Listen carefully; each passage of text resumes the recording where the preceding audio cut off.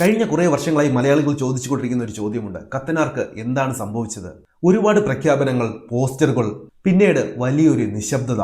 എന്നാൽ ആ നിശബ്ദതയ്ക്ക് വിരാമം ഇട്ടുകൊണ്ട് ഇന്ത്യൻ സിനിമയെ തന്നെ ഞെട്ടിക്കാൻ പോകുന്ന ആ ദൃശ്യവിസ്മയത്തിന്റെ വാതിലുകൾ ഇപ്പോൾ തുറക്കപ്പെട്ടിരിക്കുകയാണ്. അതെ, നമ്മൾ സംസാരിക്കുന്നത് കത്തനാറുടെ ട്രെയിലറെ പറ്റിയാണ്. ഹോം എന്ന കൊച്ചു ചിത്രത്തിലൂടെ സാധാരണ കുടുംബത്തിന്റെ കഥ പറഞ്ഞ് നമ്മെ എല്ലാവരെയും കണ്ണ് നനയിപ്പിച്ച റോജിൻ തോമസ് എന്ന സംവിധായകനാണ് ഈ ബ്രഹ്മാണ്ഡ ചിത്രത്തിന്റെ സംവിധായകൻ എന്ന് പറഞ്ഞാൽ നമ്മളിൽ പലർക്കും വിശ്വസിക്കാൻ കുറച്ച് ബുദ്ധിമുട്ടുണ്ടാകും. എന്നാൽ ഈ 3 മിനിറ്റ് ട്രെയിലർ കണ്ടു തീർക്കുമ്പോൾ നമ്മൾ മനസ്സിലാക്കുന്ന ഒരു യാഥാർത്ഥ്യമുണ്ട്. ഇത് ഒരു സാധാരണ സിനിമയല്ല. മലയാള സിനിമ ഇതുവരെ സ്വപ്നം പോലും കാണാൻ ധൈര്യപ്പെടാത്ത ഒരു ടെക്നിക്കൽ മാർവലാണ് ഈ സിനിമ. Virtual production. അത് നമ്മൾ ഹോളിവുഡ് സിനിമകളിൽ മാത്രമാണ് കണ്ടു ശീലിച്ചിട്ടുള്ളത്. വിർച്വൽ പ്രൊഡക്ഷൻ എന്ന് പറയുന്ന സാങ്കേതിക വിദ്യ പൂർണ്ണമായും ഉപയോഗിച്ച് കൊച്ചിയിൽ ചിത്രീകരിച്ച ആദ്യത്തെ വലിയ പ്രോജക്റ്റ്. ജയസൂര്യ എന്ന നടന്റെ കരിയറിലെ ഏറ്റവും വലിയ വേഷമാണിത്. തന്റെ ശരീരവും മനസ്സും ഈ കഥാപാത്രത്തിനായി അദ്ദേഹം മാറ്റിവെച്ചത് വർഷങ്ങളോളമാണ്. അതുമാത്രമല്ല, ട്രെയിലറിലെ അദ്ദേഹത്തിന്റെ ഗൗരവം നിറഞ്ഞ ആ നോട്ടവും നിഗൂഢതകൾ ഒളിപ്പിച്ച ആ കണ്ണുകളും അത് വിളിച്ചു പറയുന്നുണ്ട് അയാളുടെ ഡെഡിക്കേഷന്റെ കഥ. കൂടെ നിൽക്കുന്നതോ അനുഷ്ക ഷെട്ടിയും പ്രഭുദേവയും പോലുള്ള വലിയ തെന്നിന്ത്യൻ താരങ്ങളാണ്. 15 ഭാഷകളിലെ റിലീസ് ചെയ്യാൻ പോകുന്ന ഈ ചിത്രം വലിയൊരു തരംഗമായി മാറാൻ പോകുന്നു എന്നതിൽ സംശയമില്ല. എന്നാൽ ഈ വിഷ്വൽ ഇഫക്റ്റിനും കോടികൾക്കും അപ്പുറം ഈ സിനിമയെ ഇത്രത്തോളം ആകർഷകമാക്കുന്നത് മറ്റൊന്നാണ്. അത് കത്തനാർ എന്ന ഇതിഹാസമാണ്. ആരായിരുന്നു കടമറ്റത്ത് കത്തനാർ? ഒരു കെട്ടുകഥയോ ചരിത്രമോ? നമുക്ക് ആ ഇരുണ്ട ഭൂതകാലത്തിലേക്ക് ഒന്ന് യാത്ര ചെയ്യാം. കേരളത്തിന്റെ നാടോടി കഥകളിലും ഐതിഹ്യങ്ങളിലും കത്തനാറോളം വരുന്ന ഒരു നായക കഥാപാത്രമില്ല. കൊട്ടാരത്തിൽ ശങ്കുണ്ണിയുടെ ഐതിഹ്യമലയിലെ വെറും ഒരു അധ്യായം മാത്രമായിരുന്നില്ല കടമറ്റത്ത് കത്തനാർ. ഒരുപക്ഷെ കേരളം കണ്ട ആദ്യത്തെ സൂപ്പർ ഹീറോ എന്ന് തന്നെ കടമറ്റത്ത് കത്തനാരെ നമുക്ക് വിശേഷിപ്പിക്കാം. തിന്മയുടെ ശക്തികളെ അമാനുഷിക കഴിവുകൊണ്ട് നേരിട്ട പുരോഹിതൻ. വാമൊഴിയായി പകർന്നു കിട്ടിയ കഥകളിൽ കത്തനാർക്ക് അത്ഭുത സിദ്ധികളുണ്ടായിരുന്നു. കാറ്റിലൂടെ സഞ്ചരിക്കാനും രൂപം മാറാനും ഭൂതങ്ങളെയും ദുർമന്ത്രവാദികളെയും കുപ്പിക്കുള്ളിലാക്കാനും അദ്ദേഹത്തിന് കഴിവുണ്ടായിരുന്നു എന്നാണ് കേട്ടറിവ്. പാവപ്പെട്ടവരെയും അടിച്ചമർത്തപ്പെട്ടവരുടെയും രക്ഷകനായിരുന്നു അദ്ദേഹം. കത്തനാരുടെ കഥകളിൽ ഏറ്റവും പ്രശസ്തം കള്ളിയങ്കാട്ട് നീലിയെ തളച്ചതാണ്. തിരുവിതാംകൂറിലെ പഞ്ചവൻ കാട് എന്ന കൊടും കാട്ടിൽ യാത്രക്കാരെ വശീകരിച്ച് കൊലപ്പെടുത്തുന്ന രക്തദാഹിയായ ഒരു യക്ഷിയായിരുന്നു നീലി. ഒട്ടേറെ മന്ത്രവാദികൾ ശ്രമിച്ചിട്ടും പരാജയപ്പെട്ട ആ നീലിയെ തന്റെ മന്ത്രവടിയും കുരിശും കൊണ്ട് കത്തനാർ ഒരു മരത്തിൽ ആണിയടിച്ച് തളച്ചു എന്നാണ് ഐതിഹ്യം. ഇന്ന് കേരളത്തിലെ പല കാവുകളിലും മരങ്ങളിലും ആണിയടിച്ച പാടുകൾ കാണുമ്പോൾ പഴയ തലമുറ കത്തനാറുടെ കഥകൾ ഓർത്തെടുക്കാറുണ്ട്. ഈ കഥകൾക്കെല്ലാം പല വകഭേദങ്ങളുണ്ട്. ചിലതിൽ കത്തനാർ യക്ഷിയോട് സഹതപിക്കുന്നു, ചിലതിൽ അതിക്രൂരമായി ശിക്ഷിക്കുന്നു. എന്തായാലും കേരള ജനതയുടെ മനസ്സിൽ ഭയത്തിനും ഭക്തിയുടെയും നടുവിലാണ് കത്തനാർക്ക് സ്ഥാനം. ഈ അമാനുഷിക കഥകളെല്ലാം മാറ്റി നിർത്തിയാൽ ബാക്കിയാകുന്ന ഒന്നുണ്ട്, അത് ചരിത്രമാണ്. എറണാകുളം ജില്ലയിലെ കോലാഞ്ചേരിക്ക് അടുത്തുള്ള കടമറ്റം പള്ളി. ഇവിടെയാണ് മിത്തും ചരിത്രവും പരസ്പരം കെട്ടിപ്പുണർന്ന് കിടക്കുന്നത്. 9-ാം നൂറ്റാണ്ടിൽ ഈ പ്രദേശത്ത് ജീവിച്ചിരുന്ന ഒരു യഥാർത്ഥ വൈദികനായിരുന്നു കടമറ്റത്ത് കത്തനാർ. പൗലോസ് എന്നായിരുന്നു അദ്ദേഹത്തിൻ്റെ യഥാർത്ഥ പേര്. ചരിത്ര രേഖകൾ അനുസരിച്ച് വളരെ ചെറുപ്പത്തിൽ തന്നെ മാതാപിതാക്കൾ നഷ്ടപ്പെട്ട ഒരു ബാലനായിരുന്നു നമ്മുടെ പൗലോസ്. ആ സമയത്താണ് പേർഷ്യയിൽ നിന്ന് മാർ ആംബോ എന്ന മെത്രാൻ കടമറ്റത്ത് എത്തുന്നത്. അദ്ദേഹമാണ് പൗലോസിനെ വളർത്തിയതും സുറാനി ഭാഷയും വൈദിക കർമ്മങ്ങളും പഠിപ്പിച്ചത്.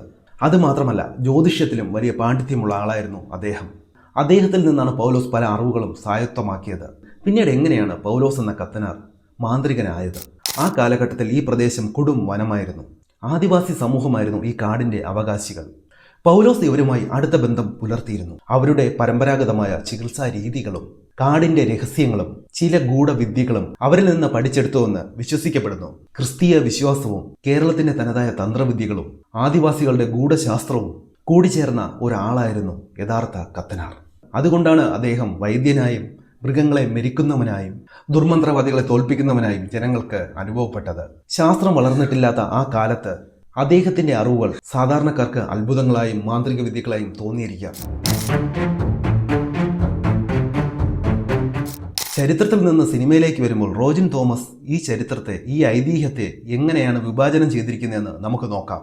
ഈ ട്രെയിലർ നമ്മൾ സൂക്ഷ്മമായി ഒന്ന് നിരീക്ഷിച്ചാൽ ഇതൊരു ഭക്തിപടമോ അല്ലെങ്കിൽ ഒരു സൂപ്പർ ഹീറോ പടമോ അല്ലെന്ന് ആ ട്രെയിലറിൽ നിന്ന് തന്നെ നമുക്ക് വ്യക്തമാണ്. ഡാർക്ക് ഫാന്റസി എന്ന ജോണറിലാണ് ചിത്രം ചിത്രീകരിച്ചിരിക്കുന്നത്.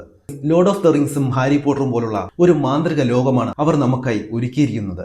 ഈ ലോകം സൃഷ്ടിക്കാൻ അവർ ഉപയോഗിച്ചിരിക്കുന്ന സാങ്കേതിക വിദ്യയാണ് വിർച്വൽ പ്രൊഡക്ഷൻ എന്ന് പറയുന്നത്. എന്താണ് വിർച്വൽ പ്രൊഡക്ഷൻ?